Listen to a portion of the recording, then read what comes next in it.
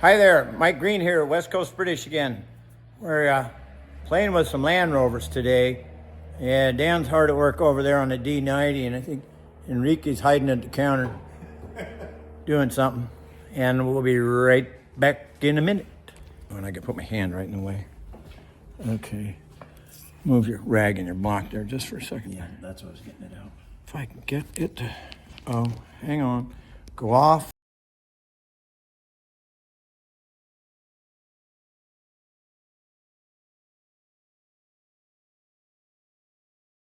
We're working on a 95 Defender 90. We'd have brought you along sooner, but we got busy and sidetracked. The radiator was plugged up solid. We pulled it. We sent it to Panky's. Panky says the core's plugged. It's junk. $1,250 to put a new core in a radiator these days. This is how insane this is.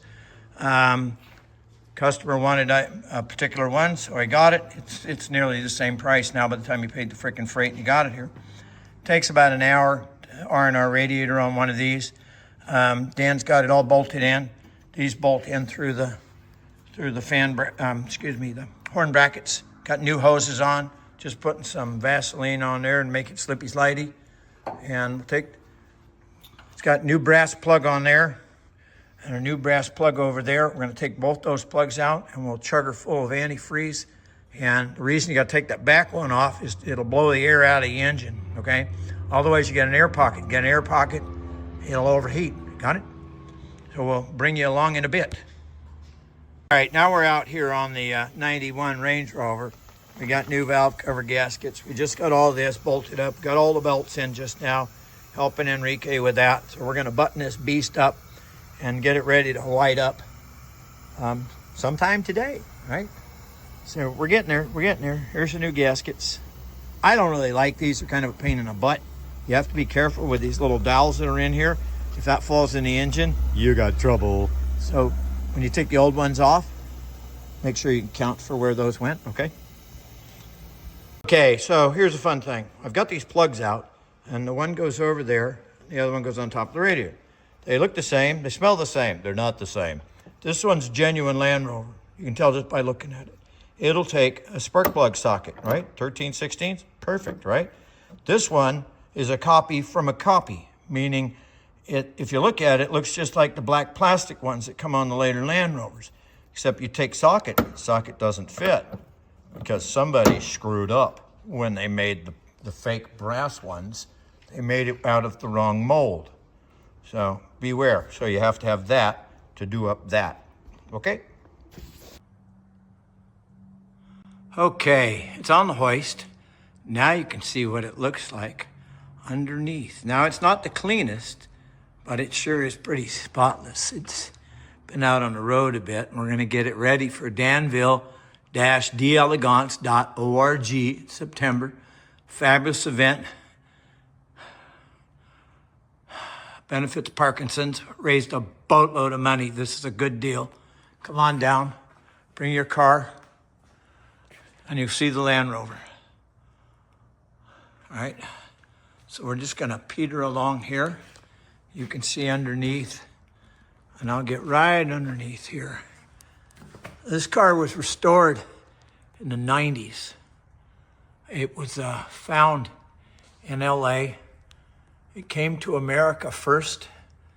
It had California plates on it. My friend bought it, had me restore it. We lucked out at the time of the restoration that Dunsfold in England had scored a whole boatload of parts. And we rented out to the factory, and they use it for PR use for Land Rover. And the guys at the factory have said, and I quote, you build better Land Rovers than we do. They don't have anything this good. Hey, oh, we're gonna go under back here. We got an exhaust bracket up there in the corner that snapped, and the pipe is now rattling on the body. But we will fix that soon enough. So as soon as I get it down, I'll show you the rest of it. In the meantime, we thought this would whet your appetite for Land Rovers of this. So this one's 1953, left-hand drive, 80-inch, 2-liter. You can tell it's a 53 because the first year to have external door handles, right?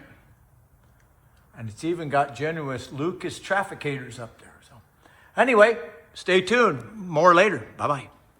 Good afternoon. Michael Green here, West Coast British Racing. And the 1963 Stingray is ready to go. It's going to Monterey this weekend for the prehistorics and the hill climb. Get us some seat time. And then for the big event next week, we've got have to put the required sticky on the front there for the recovery tags. Got all the new numbers on. Oh, got to have the driver's name there, right? And our band of goodies that's got to go with it, and a recovery strap now out of the back. And stay tuned. We'll have some cool film from the racetrack once we get down there. Y'all can come play with us and ride with us. Bye. Okay, we're back outside with the D90. The 95, it's run a few cycles, Radiator's in, it's new hoses, new clamps. Dan's gonna top up the water. We did a final heat cycle through it. She's ready to roll. Now, the smarty guys are looking and going, how come there's no oil cooler pipes? Well, we don't need the oil coolers on these cars in this weather in this country.